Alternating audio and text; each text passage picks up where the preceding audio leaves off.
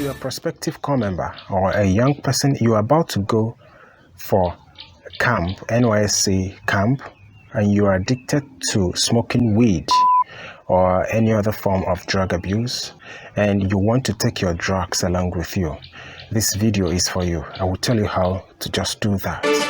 Hello, special greetings to you wherever you're watching from. My name is Sam Alire, and you're welcome to my channel. If you haven't subscribed to this channel, I do plead with you to kindly consider clicking the red subscribe button by this side of the video at the bottom. Hit the bell icon so that you get notified whenever I upload video on this channel. There is no gainsaying it that drug abuse can cause mental and physical deterioration. While it is understood that drug addiction is a disease, it doesn't completely excuse inflicted individuals from the responsibilities of their actions. There is a way the brain is wired to work. It is designed in such a way that it wants to repeat for you experiences that makes you feel good, whether those experiences are good or bad. It wants to reward you. It wants to satisfy your flesh, to give you some kind of comfort and relaxation, to bring back the memories that made you happy.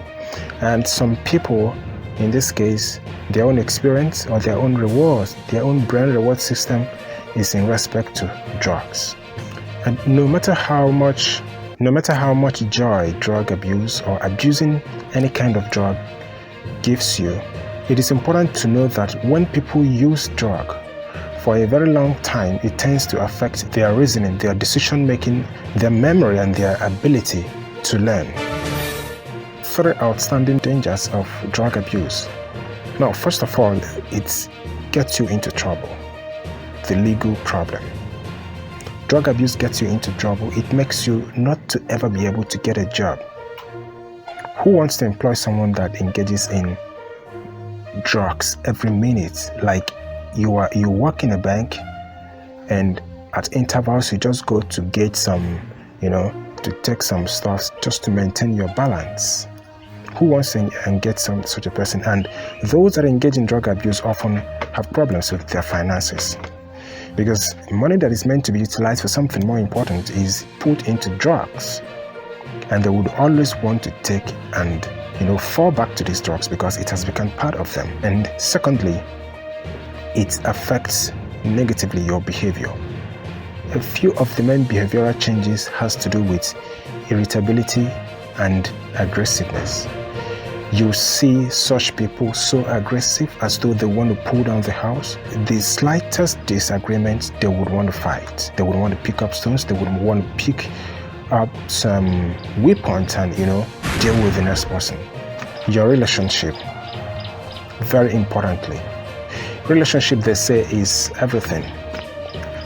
Whether your relationship with your parents, in your family, or your relationship with your spouse, or your relationship with your spouse-to-be, or your relationship with your colleagues at work, or your relationship with people you are even yet to meet.